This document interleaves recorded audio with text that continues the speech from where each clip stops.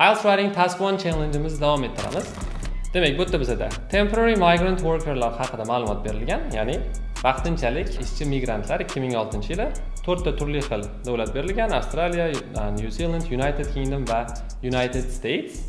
Birinchi qaraydigan bo'lsak, 2006-yili qancha migrant ishchi borligi haqida ma'lumot. Ko'zimiz tushadi, что Yangi Zelandiyada eng kam migrant ishchilarning soni bor, 87 mingta.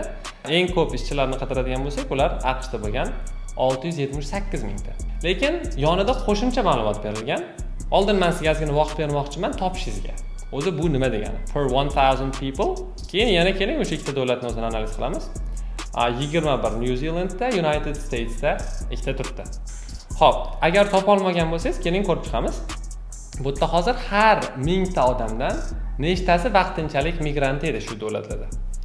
Demak, Yangi Zelandiyada har 1000 tadan 20 kishi vaqtinchalik shu davlatda ishlayotganlar bo'lgan. United Statesda bo'lsa bu ancha kam. Har 1000 ta odamdan atigi ikkitasi o'sha vaqtinchalik migrantlar bo'lishgan.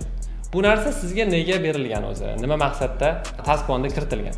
Keling, ikkita o'qituvchi misolida ko'rib chiqamiz. O'qituvchi A va o'qituvchi B. O'qituvchi A ni bir kun imtihonga kirib, 10 ta o'quvchisi 7+ natija oldi. O'qituvchi B ga boradigan bo'lsangiz, bunaqa o'quvchilarning soni 15 ta.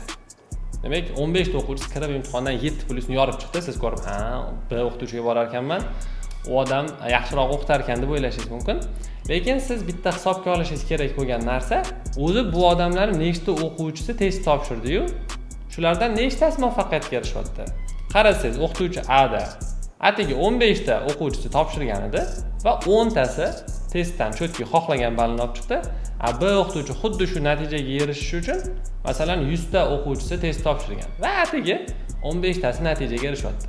Bu savollarni bilgandan keyin siz deysiz, chota A o'qituvchiga borsam yaxshiroq ekan shekil, sifatliroq o'qitar ekan, kamroq bola o'qitsa ham degan fikrga borasiz. Xuddi shu narsani bu yerda berilgan.